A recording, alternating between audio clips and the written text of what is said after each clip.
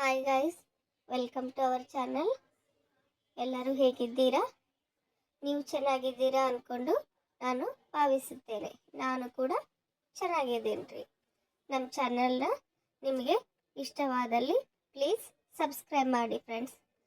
ಇವತ್ತಿನ ರೆಸಿಪಿ ಬಂದ್ಬಿಟ್ಟು ತಿಪ್ಪರೆಕಾಯಿ ಪಲ್ಯ. ತಿಪ್ಪರೆಕಾಯಿ ಪಲ್ಯನ ನಾವು ಚಪಾತಿ ಜೊತೆ ಆದರೂ ತಿನ್ಬೋದು. ಮತ್ತು ನಮ್ಮ ಉತ್ತರ ಕರ್ನಾಟಕ ಸೈಡ್ ಜೋಳದ ಹಿಟ್ಟಿನಿಂದ ರೊಟ್ಟಿ ಮಾಡ್ತಾರೆ. ಆ ರೊಟ್ಟಿ ಜೊತೆನಾದರೂ ಈ ಪಲ್ಯನ ಹಚ್ಕೊಂಡು ತಿನ್ಬೋದು. ಮತ್ತು ಅನ್ನದ ಜೊತೆನೂ ತುಂಬ ಟೇಸ್ಟಿಯಾಗಿರುತ್ತೆ ಫ್ರೆಂಡ್ಸ್. ಈ ಪಲ್ಯ ಮಾಡಲು ಬೇಕಾಗುವಂಥ ಸಾಮಗ್ರಿಗಳನ್ನು ನೋಡ್ಕೊಳ್ಳೋಣ ಬನ್ನಿರಿ. ಮೊದಲಿಗೆ ನಾನು ತಿಪ್ಪರೆಕಾಯಿಯನ್ನು ತಗೊಂಡು ಚೆನ್ನಾಗಿ ತೊಳೆದುಬಿಟ್ಟು ಇಟ್ಕೊಂಡೇನ್ರಿ. ಒಂದು 1/4 ಕಿಲೋದಷ್ಟು ತಿಪ್ಪರೆಕಾಯಿಗೆ ಒಂದು ಟೊಮೆಟೊ, ಒಂದು ಸ್ವಲ್ಪ ಕಡಿಪತ್ತ ಮತ್ತು ಕೊತ್ತಂಬರಿ, ಪುದೀನ ಮತ್ತು ಬೆಳ್ಳುಳ್ಳಿನ ತಗೊಂಡು ಸಿಪ್ಪೆ ಸುಲಿದು ಅದನ್ನು ಕುಟ್ಬಿಟ್ಟು ಇಟ್ಕೊಂಡೇನ್ರಿ ಫ್ರೆಂಡ್ಸ್. ಮತ್ತು ತಿಪ್ಪರೆಕಾಯಿನ ಸಣ್ಣಾಗಿ ಹೋಳಿಬಿಟ್ಟು ಮತ್ತು ಟೊಮೆಟೊನು ಹೋಳಿಕೊಂಡು ಎಲ್ಲವನ್ನು ಚೆನ್ನಾಗಿ ಸಣ್ಣಗೆ ಹೋಳ್ಕೊಂಡು ಇಟ್ಕೊಂಡೇನ್ರಿ. ಈಗ ಮಸಾಲೆ ಪದಾರ್ಥಗಳನ್ನು ನೋಡಿಕೊಳ್ಳೋಣ ಬನ್ನಿ ಫ್ರೆಂಡ್ಸ್.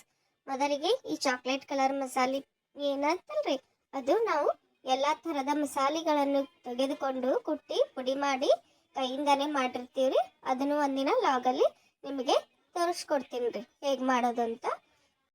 ಮೊದಲಿಗೆ ನಾನು ಚಾಕ್ಲೇಟ್ ಕಲರ್ ಮಸಾಲೆ ಖಾರನ ಅರ್ಧ ಚಮಚ ತಗೊಂಡಿನ್ರಿ. ಅಚ್ಚ ಖಾರದ ಪುಡಿ ಅರ್ಧ ಚಮಚ, ಮತ್ತು ಅರಿಶಿಣ ಅರ್ಧ ಚಮಚ, ಉಪ್ಪು ರುಚಿಗೆ ತಕ್ಕಷ್ಟು, ಮತ್ತು ಸ್ವಲ್ಪ ಬೆಲ್ಲನ ತಗೊಂಡಿನ್ರಿ. ಮತ್ತು ಪಾಣೆ ಹಾಕಕ್ಕೆ ಒಂದು 5-6 ಸ್ಪೂನ್ದಷ್ಟು ಎಣ್ಣೆನ ತಗೊಂಡಿನ್ರಿ. ಆಮೇಲೆ ಜೀರಿಗೆ, ಸಾಸಿವೆ ಇಷ್ಟು ತಗೊಂಡಿನ್ರಿ ಮಸಾಲೆ ಪದಾರ್ಥಗಳು. ಮೊದಲಿಗೆ ಗ್ಯಾಸ್ ಸ್ಟವ್ನ ಆನ್ ಮಾಡಿಕೊಂಡು ಅದ್ರ ಮೇಲೆ ಒಂದು ಪಾತ್ರೆನ ಇಟ್ಕೊಂಡಿನ್ರಿ. ಅದಕ್ಕೆ 5-6 ಸ್ಪೂನ್ದಷ್ಟು ಎಣ್ಣೆನ ಹಾಕೊಂಡಿನ್ರಿ. ನೀವು ಬೇಕಾದರೆ ಇನ್ನೊಂದು ಸ್ಪೂನ್ ಎಣ್ಣೆನ ಆ್ಯಡ್ ಮಾಡ್ಕೊಳ್ರಿ. ಅದಾದ ಎಣ್ಣೆ ಕಾಯ್ದ ನಂತರ ನಾನು ಸಾಸಿವೆನ ಹಾಕೊಂಡಿನ್ರಿ. ಸಾಸಿವೆ ಚಂದ ಚಟ್ಪಟ ಸಿಡಿಬೇಕ್ರಿ. ಆಮೇಲೆ ಜೀರಿಗೆ ಕೂಡ ಹಾಕೊಂಡಿನ್ರಿ. ಆಮೇಲೆ ಕಡಿಪತ್ತನ್ನು ಹಾಕೊಂಡಿನ್ರಿ. ಇವು ಮೂರು ಚೆನ್ನಾಗಿ ಎಣ್ಣೆಯಲ್ಲಿ ಫ್ರೈ ಆದ ನಂತರ ನಾನು ಮೊದಲೇ ಕುಟ್ಟಿಟ್ಕೊಂಡಿದ್ದಲ್ರಿ ಬೆಳ್ಳುಳ್ಳಿ, ಅದು ಕೂಡ ಎಣ್ಣೆಯಲ್ಲಿ ಹಾಕ್ಕೊಂಡು ಸಣ್ಣ ಉರಿಯಲ್ಲಿ ಕೆಂಪಗೆ ಎಣ್ಣೆಯಲ್ಲಿ ಫ್ರೈ ಮಾಡ್ಕೋಬೇಕ್ರಿ. ಫ್ರೈ ಮಾಡ್ಕೊಂಡಾದ ನಂತರ ಈ ಥರ ಕಾಣಿಸುತ್ತೆ ನೋಡ್ರಿ. ಈ ಥರ ಕಾಣಿಸಿದಾದ ನಂತರ ಇದಕ್ಕೆ ಏನು ಮಾಡ್ಬೇಕ್ರಿ, ತಿಪ್ಪರೆಕಾಯಿನ ಹೋಳಿಟ್ಕೊಂಡಿದ್ನಲ್ರಿ ಅದನ್ನು ಕೂಡ ಈ ಎಣ್ಣೆಯಲ್ಲಿ ಹಾಕಿ 1 ಸ್ಪೂನ್ ಸಹಾಯದಿಂದ ಎಣ್ಣೆಯಲ್ಲಿನೇ ಚೆನ್ನಾಗಿ ಹುರ್ಕೊಳ್ಬೇಕ್ರಿ. ಸಣ್ಣ ಉರಿಯಲ್ಲಿಟ್ಟು ಎಣ್ಣೆ ಒಳಗನೆ ಅದು ಬೇಯಬೇಕ್ರಿ. ಆ ಥರ ಚೆನ್ನಾಗಿ ಹುರ್ಕೋಬೇಕ್ರಿ.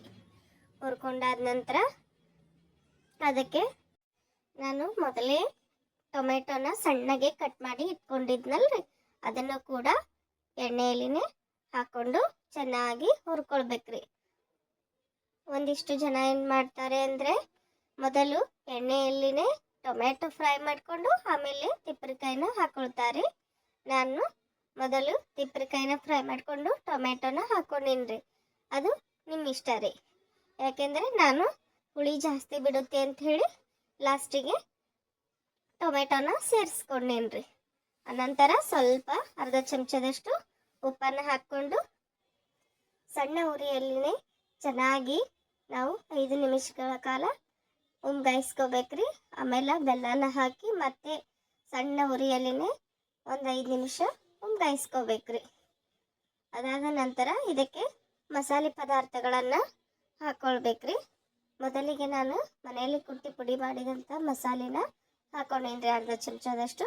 ಆಮೇಲೆ ಅಚ್ಚ ಖಾರದ ಪುಡಿಯನ್ನು ಅರ್ಧ ಚಮಚ ಹಾಕ್ಕೊಂಡೇನ್ರಿ. ಆಮೇಲೆ ಅರಿಶಿಣ ಮತ್ತು ಗರಂ ಮಸಾಲ ಪೌಡ್ರ್ ಕೂಡ ಅರ್ಧ ಚಮಚದಷ್ಟು ಹಾಕ್ಕೊಂಡೇನ್ರಿ. ಇಷ್ಟು ಮಸಾಲೆ ಪದಾರ್ಥಗಳನ್ನು ಹಾಕಿಕೊಂಡು ಎಣ್ಣೆಯಲ್ಲಿನೇ ಚೆನ್ನಾಗಿ ಕಲಿಸ್ಕೊಳ್ಬೇಕ್ರಿ. ಸಣ್ಣ ಉರಿ ಇಟ್ಟು 5 ನಿಮಿಷಗಳ ಕಾಲ ನಾವು ಬೇಯಿಸಿಕೊಳ್ಳಬೇಕ್ರಿ. ಅದಾದ ನಂತರ ಈ ಥರ ಎಣ್ಣೆ ತೇಲೋದಕ್ಕೆ ಶುರು ಆಗುತ್ತೆ ರೀ.